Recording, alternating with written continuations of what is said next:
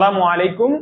তো আমি ধারাবাহিকভাবে হায়ার ম্যাথের ত্রিগোণমিতি এর মূলত জটিল যে টাইপটা আছে 11 নাম্বার, এইটার উপর বেস করে কিন্তু তোমার হচ্ছে বাকি অঙ্কগুলা দেখা যাচ্ছে যে কি করছে এখানে 8.3 এর মধ্যে জেনারেল ম্যাথের তোমার 9 পয়েন্টের যে ত্রিগোণমিতিগুলো আছে ওগুলোই হয়, আর লাস্টে দিয়ে বলে যে একটা শর্ত দিয়ে দেয় আলফা এর বা থিটা এর মান নির্ণয় করো। সো এই টাইপের অঙ্কগুলা যদি ছোট ছোট অঙ্কগুলা যদি তোমার কনসেপ্ট ক্লিয়ার হয়ে যায় কোয়াড্রেন্টের, তাহলে ওই বড় বড় অঙ্কগুলা তোমার কোনো সমস্যা হবে না। তো আমি কি করতেছি, এই যে বইয়ের টাইপ ভিত্তিক ম্যাথ গুলা তোমাকে সলভ করাই দিচ্ছি। অবশ্যই তুমি প্লে লিস্টটা চেক করবা, ঠিক আছে, আর বন্ধুদেরকে শেয়ার করবা। ওকে, তো আমি আজকে 11 এর 2 করাবো, ঠিক আছে। আচ্ছা, তো আমি তুলতেছি যে 2 কি বলছে, আমাদেরকে বলছে যে cos alpha equal minus half. So আমাদেরকে কি করতে হবে, দুইটা জিনিস মাথায় রাখতে হবে। এখানে একটা কন্ডিশন দিয়ে দিছে, আর এখানে আমরা একটা মাইনাস দেখতে পারতেছি। তো cos alpha equal to minus half. আচ্ছা বলো তো হাফ cos কত এর মান মাইনাস হাফ বা হাফ cos কত এর মান হাফ? আচ্ছা, cos মাইনাস cos 60 ডিগ্রি এর মান হচ্ছে কত? হাফ। তাহলে পাই বাই 3, পাই বাই 3। ঠিক আছে না? আমাদেরকে দুইটা ব্যাপার খেয়াল করতে হবে, একটা হচ্ছে এই কন্ডিশন আর একটা হচ্ছে এটা। তো আমি এখন দেখি কোয়াড্রেন্ট আঁকি, বারবার আঁকি যাতে তোমাদের জন্য জিনিসটা ফ্রেন্ডলি হয়। ওকে, তো এগুলো বারবার প্র্যাকটিস করবা, বুঝছো? এগুলো বারবার প্র্যাকটিস করলে তোমার আর সমস্যা হবে না। এখানে হচ্ছে সাইন আর হচ্ছে কসেক, এখানে হচ্ছে ট্যান, এখানে হচ্ছে কট, এখানে হচ্ছে সেক, এখানে হচ্ছে কস। ওকে, অর্থাৎ এটা ওদের দুইজনের দুইজনের দুইজনের, আর এটা সবার ঘর। এখানে বাকিরা ঢুকলে মাইনাস।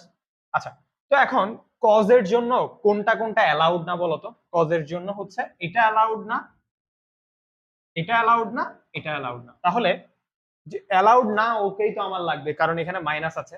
তাহলে আমি প্রথমে টিক দিয়ে নেই কজ এর মান কোথায় কোথায়, মাইনাস, সেকেন্ড এন্ড থার্ড কোয়াড্রেন্টে। এন্ড দেন আমি আরেকটা কন্ডিশন মিলাই বলছে যে আলফাটা হবে সেটা হচ্ছে 90 এর থেকে বড় হবে, এন্ড হচ্ছে তোমার 270 না, হ্যাঁ 270 থেকে ছোট হবে। তো দেখো তো 90 এর থেকে বড়, 90 এর থেকে, সরি সরি সরি সরি 90 এর থেকে বড়, এন্ড এন্ড হচ্ছে 90 এর থেকে বড় বলছে, আরেকবার বলছে 270 আছে না, 270 থেকে ছোট। তাহলে আমি বুঝতে পারতেছি যে 90 থেকে বড় এটাও আছে, এটাও আছে, এন্ড 270 থেকে ছোট এটাও আছে। ঠিক আছে, তাহলে আমাকে বুঝতে পারতেছো তো দুই কোয়াড্রেন্টের জন্যই বিষয়টা ঠিক করে যাচ্ছে, বিষয়টা ঠিক করে যাচ্ছে। তাহলে আমি দুই কোয়াড্রেন্টের জন্য এই অঙ্কটাতে আমি হিসাব করব। সিম্পল, আমি ফার্স্টে লিখবো এখন দ্বিতীয় চতুর্ভাগের ক্ষেত্রে আলফা এর মান। দ্বিতীয় চতুর্ভাগের ক্ষেত্রে, চতুর্ভাগের ক্ষেত্রে ক্ষেত্রে ক্ষেত্রে হচ্ছে cos alpha equal minus cos pi by 3।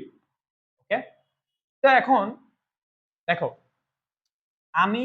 আমি কিসের জন্য হিসাব করতেছি? দ্বিতীয় চতুর্ভাগে এই লাইনটার ব্যাকগ্রাউন্ডে আরেকটা লাইন আছে, এই লাইনটার ব্যাকগ্রাউন্ডে কি আছে, আরেকটা লাইন আছে, সেটাই আমি তোমাদেরকে দেখাচ্ছি। দেখো কোয়াড্রেন্টে তুমি দ্বিতীয় চতুর্ভাগে কোনো কিছু কেমনে ফেলতে পারো, তুমি যদি পাই বাই 2 প্লাস দাও, পাই বাই 2 প্লাস দাও, তাহলে সেটা কোথায় চলে যাচ্ছে? দ্বিতীয় চতুর্ভাগে চলে যাচ্ছে। অথবা তুমি যদি পাই বাই 2 না দিয়ে তুমি হচ্ছে যে পাই মাইনাস দাও, তাহলে তোমার কোথায় চলে যাচ্ছে? দ্বিতীয় চতুর্ভাগে। তো আমি পিক করলাম, আমি এইভাবে লিখলাম cos alpha equal cos, minus আবার দিও না, এটা অনেকেই ভুল করে এখানে মাইনাস দিয়ে ফেলে। কেন মাইনাস দিব না আমি বলতেছি। পাই মাইনাস পাই বাই 3 রে, এটা কিন্তু আমি এখনো শিওর না এই লাইন এই লাইনকে ম্যাচ করতেছে কিনা। চলো আমরা দেখি এই লাইন এই লাইনকে ম্যাচ করতেছে কিনা। কিভাবে আমি দেখবো? ওই যে কোয়াড্রেন্টের দুইটা নিয়ম আছে, সেই দুইটা নিয়ম দিয়ে আমি মিলাবো, মিললে মিললো, না মিললে আরেকভাবে ট্রাই করবো। তো দেখো অবশ্যই মিলতে বাধ্য, যদিও এখানে ম্যাথ গুলো এত হার্ড না। দেখো, তো পাই মাইনাস পাই বাই 3, চলো আমরা লোকেশনটা চেক করি। পাই মাইনাস এটা কার ঘর ভাইয়া? দেখতেছি যে এটা অন্যের ঘর। এটা কার ঘর? অন্যের ঘর। ওই ঢুকে বসে আছে, তো ঢুকে বসলে ক্যান্সেল কর, এখানে একটা মাইনাস দে, এখানে মাইনাস দিলাম এন্ড দেন দেখতেছো যে তুমি পাই আছে। আমার মনে আছে কোয়াড্রেন্টের রুলসটা যে যদি পাই বাই 2 এর সাথে বিজোড় গুণিতক থাকে বিজোড় গুণিতক থাকে সেক্ষেত্রে অনুপাতটাই চেঞ্জ করতে হয়। আর যদি জোড় গুণিতক থাকে তখন কি অনুপাতটা চেঞ্জ করতে হয় না। সিম্পল কথা। তো এখানে তো পাই আছে, আর পাইকে পাই বাই 2 দিয়ে ভাইয়া কনভার্ট করতে পারো না তোমরা সবসময়। এই প্রতিটা অঙ্কের মধ্যে আমি এই জিনিসটা দেখাই দিচ্ছি তোমাদেরকে, দেখো তোমাদের সুবিধার জন্য। 2 পাই ডিভাইডেড বাই 2, এটা আর পাই লেখার কোনো সমস্যা আছে? অর্থাৎ 2 টু কাটা যাচ্ছে পাই আর কি। তো আলটিমেটলি আমি বোঝাইতে চাচ্ছি যে যখন পাই দেখবা ডিরেক্টলি তোমার অনুপাত চেঞ্জ করা লাগবে না, কারণ এটা ক্যান্সেল আউট হয়ে যাচ্ছে। আর জোড় গুণিতক থাকতেছে, এখানে কি গুণিতক থাকতেছে? পাই বাই 2 এর সাথে যদি জোড় গুণিতক থাকে তাহলে তো তোমার কি করতে হচ্ছে না, অনুপাত চেঞ্জ করা লাগতেছে না। তাহলে আমি পরবর্তী ভিডিও থেকে বলবোই না যে পাই থাকলে তোমাদের কি রেশিও চেঞ্জ করবা কিনা। সব সময় ধরে রাখবা পাই যদি ডিরেক্ট দেয় রেশিও চেঞ্জ করার দরকার নেই, কারণ জোড় গুণিতক থাকতেছে, তাহলে তো আর রেশিও চেঞ্জ করা লাগতেছে না। যাই হোক, তাহলে আমি রেশিও চেঞ্জ করছি, এখানে কস আছে, এখানেও রেশিও চেঞ্জ করছি। তো এই লাইন আর এই লাইনের মধ্যে কি কোনো সমস্যা আছে? সমস্যা নাই। তাহলে আমি এখন সুন্দর মতো আলফা হিসাব করে ফেলতে হচ্ছে, কস কস ক্যান্সেল আউট। আমি এখানে আলফা ইকুয়াল টু কি লিখবো? আমি জাস্ট লসাগু করে ফেলবো। 3 পাই প্লাস মাইনাস, তাহলে আসতেছে কত? 2 পাই বাই 3। তো আমি এখন এই আলফাটা দেখি, ম্যাচ করি, হয়ে যায়। এখানে হচ্ছে কত? 60 দুগুণ 120, ঠিক আছে? 60 দুগুণ 120 ভাইয়া 120 ডিগ্রি। এটা ম্যাচ করতেছে। 90 এর থেকে বড় হইলো, আর হচ্ছে 270 থেকে ছোট হইলো। সলভ।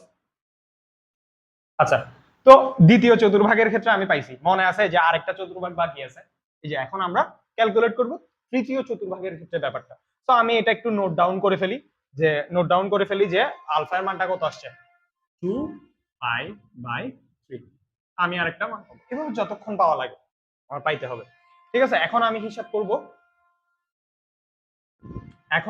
করব তৃতীয় চতুর্ভাগের ক্ষেত্রে। তৃতীয়, তোমরা অবশ্যই আবার মুছে করে দিও না তো, আমি তো টিচার মানুষ, আমার তো ওটা করতে হবে, ঠিক আছে? আচ্ছা, তো